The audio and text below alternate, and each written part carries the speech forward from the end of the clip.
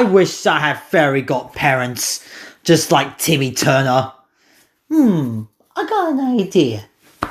I'm gonna wish for fairy godparents, and they can grant me any wishes I want, like get rid of COVID-19, cinema reopens so I can go see Ride the Last Dragon. I can wish for to bring back the Bolts Burgers movie and put it in cinema release, reopen cinemas, and end COVID-19 and make my life go back to normal. Okay, I wish for. I wish for fairy godparents. What the fuck? What the? It's the rules book. What is it? Lambo Strikes Back!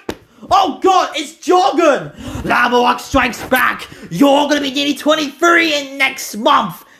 Your birth is on April 30th, Lambo Strikes Back, and you're 22, and you're too old for fairy godparents.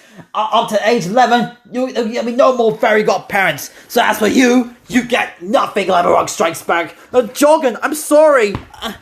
I didn't know that. Of course you should know by you watched the Fairy Godparents, haven't you? Yes, I have watched your show, but I haven't watched the show for nearly 3 years because right now I'm more into Rick and Morty, Bob's Burgers, and Big Mouth. I know you're into this kind of shows, Lambo Strikes Back. But in the meantime, at least you do remember most of the episodes, despite you haven't seen the show for a long time. Okay, Jorgen. What should I do now? At the meantime, Lambo Strikes Back, you can review on the Fairy Godparents.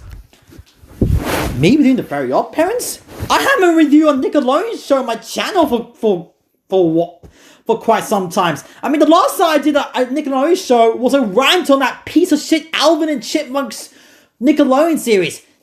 Who gives a fuck, Lambo Strikes Back? Review a show and give it a 10 out of 10 and give it an amazing Brilliant masterpiece. If not, oh boy, you're gonna be paid for this, man. Jorgen, please, I'm sorry. You can do it. Alright, because you'll be 23 next month, Lambo Strikes Back. Review the show and give it a 10 out of 10. Now, good luck. Whoa, Jorgen is crazy, guys.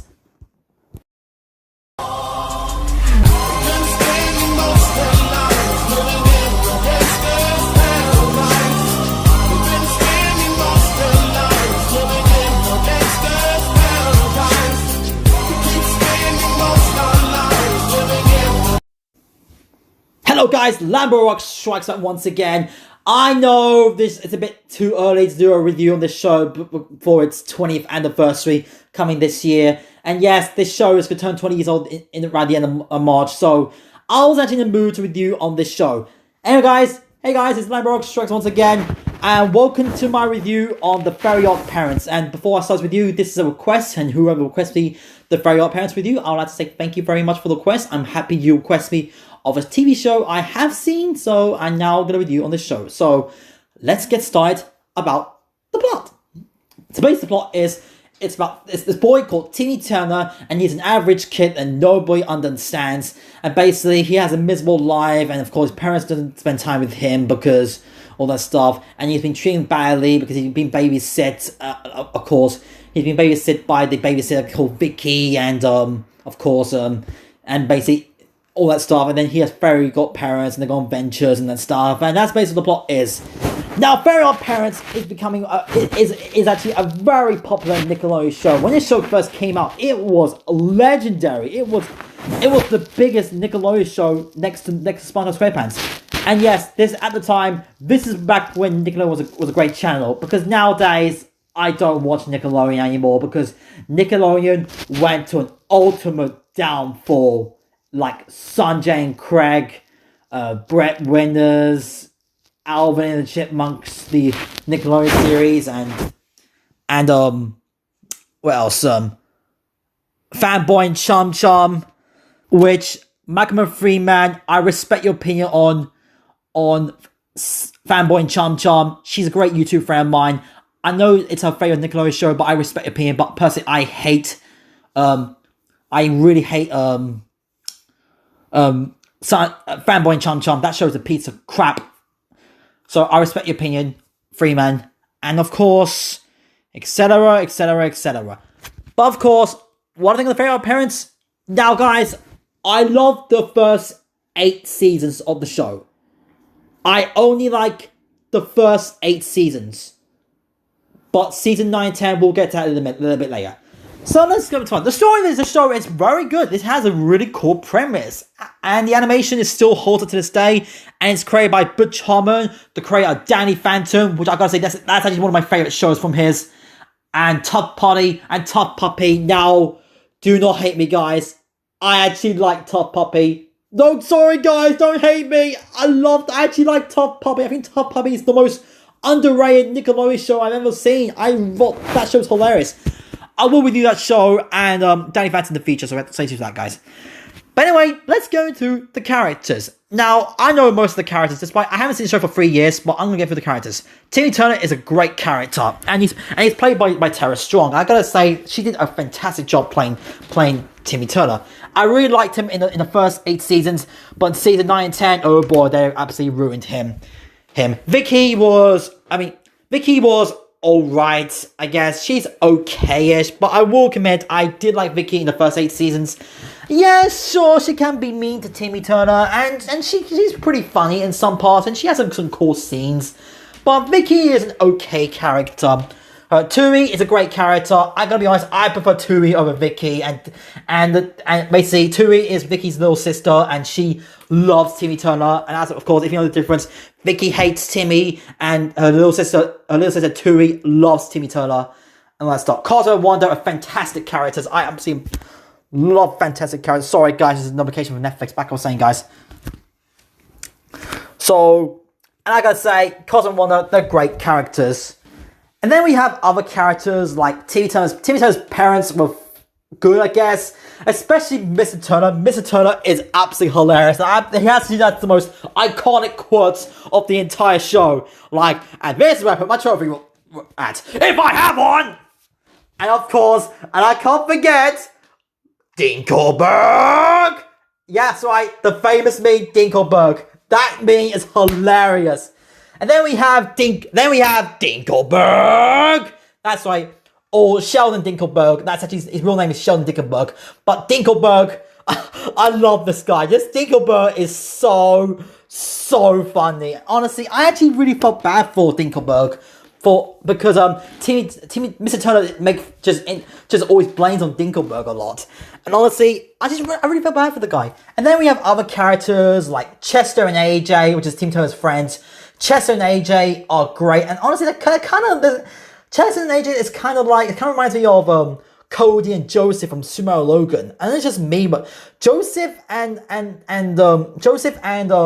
Cody from SML kind of reminds me of Chester and AJ from Very Odd Parents. I think it's just me. And then we have Veronica, Trixie's best friend. Then we have Trixie. Not the Trixie from My Pony Friendship's Magic, but Trixie, she's a great character. Well, she's not in season 9 and 10 onwards, which I can't believe they actually removed her. Then we had the other characters like Francis the Bully, which Francis the Bully is okay-ish, I guess. He's basically the very odd parents version of Nelson from The Simpsons. That's how I can describe him. He's basically the very odd parents version of Nelson from The Simpsons, but that's how I can describe him. And then we have Mr. Crocker, very odd parents. Yep, that's right, Mr. Crocker, and of course the origins of Drizzle Crocker. Of course, the March 15th, guys. And speaking of that, I actually did a review on the Mr. Crocker's the origin of Drizzle Crocker review on the actual day, March 15th. And actually, I did that review on the same day as my live stream episode 11. That's right, my review on the origin of Mr. Drizzle Crocker, the one why Mr. Crocker got very godparents taken away as a kid. That episode I reviewed came out the same day as my live stream episode 11. And that's the one when me, MyPod's fanboy, and Jose Create make fun of Iron Man 2 in that live stream. Yeah, Mr. Crocker, great character. Yeah, he can be mean to Timmy Turner, but he's a great character overall. And of course, he's an adult and he lives with his mom. That's right, guys. Then we have Jorgen, which is great, and Brittany. Brittany's awesome.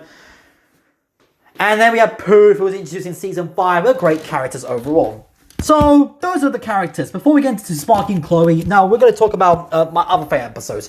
Just Dessert is a fantastic episode. I absolutely love that episode where Timmy Turner wish for the desserts, and the wish gone too far, which is the episode as the introduction to Trixie, where Trixie when Timmy Turner wants to sit with Trixie on the seat, and he is on Puppet Kid. It was actually absolutely a great episode, and I actually rewatched that episode. I actually watched that episode a few years ago, and honestly, that was back when Feral Parents was a great show. And Child Chasers was awesome. I love Child Chasers, and it has features. And the summer one when they're all out for summer and that stuff, and that was a great special. And so yeah, those are I want to say. And yes, I really like the first 8 seasons. I think the first 8 seasons were fantastic. They were well written. It was funny. It's great. It was overall a wonderful, fantastic Nickelodeon show. Is it my favorite Nickelodeon show of all time? Well, technically, my favorite Nickelodeon show of all time is The Loud House. I fucking love The Loud House. I'm sorry my language, but I love that show. That show is a freaking masterpiece. I'm on season 2 right now, so I will review that show when I finish all the seasons. Back on saying, guys. So, anyway, guys, this is a fantastic show. Overall, guys, it gets a 10 out of 10, and after season 8, this show went downhill.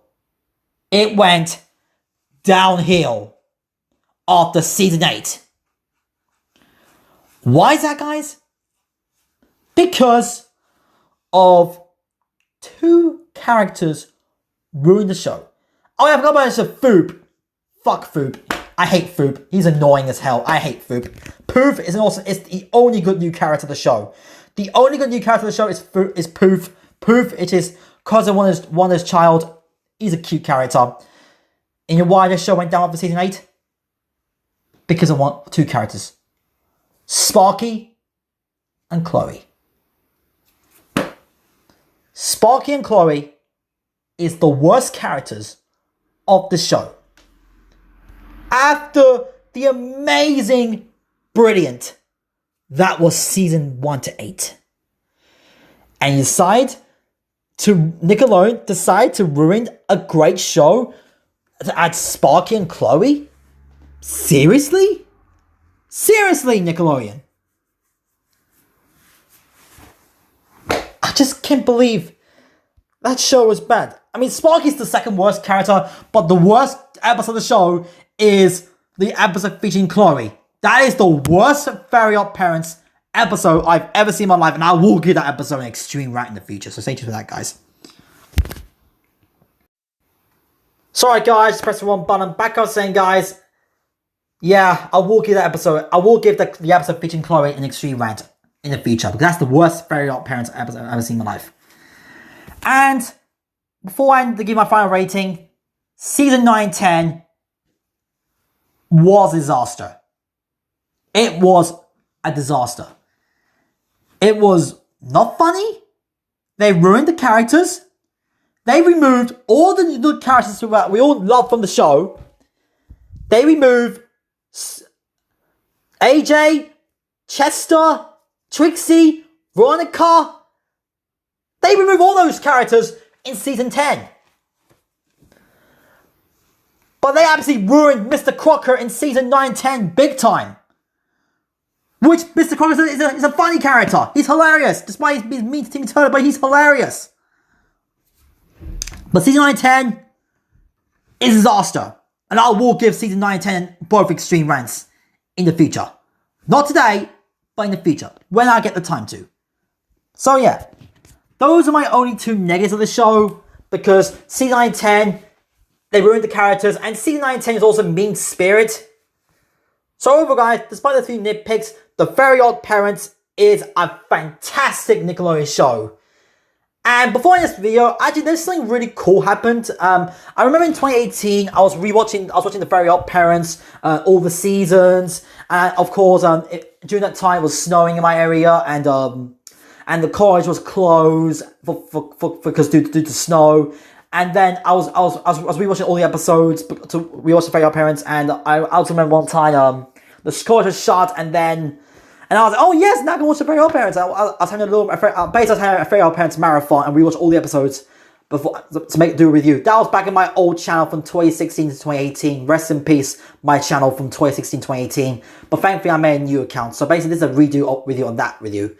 So on that was yeah. Despite that, I had a fun time rewatching those episodes back in the day. But on that, this show is fantastic. I love the first 8 seasons. Season 9 and 10 sucked. Overall, The Fairy Odd Parents gets a 10 out of 10. It's an amazing, brilliant masterpiece.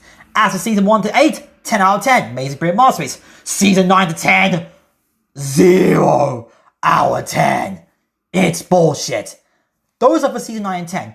So that's my review on The Fairy Odd Parents. Finally, I'm reviewing a TV show because I'm almost running out of ideas on my channel. So that's my review on The Fairy Odd Parents. I know you guys expect a review on Raya the Lost Dragon this week. Now, guys, sad news. I'm not able to go see Raya the Lost Dragon this week because cinema is closed, which is bullshit. It ain't fair. I'm dying to see Raya the Lost Dragon. I really need to see it. But sadly, I'm not seeing this week because the cinema's still closed until May. They reopen in May, so anyway, that's my review on Fairy Odd Parents. My next review, I haven't decided yet. Comment, let me know what the next video should be. And until next time, like and share with your friends. Oh, before I goes, hey Jorgen, what do you want now, Lambo Strikes Back? I give you a show a 10 out of 10. Oh wow, I'm impressed. Goodbye. I think that's the review. Thank you guys for watching and goodbye.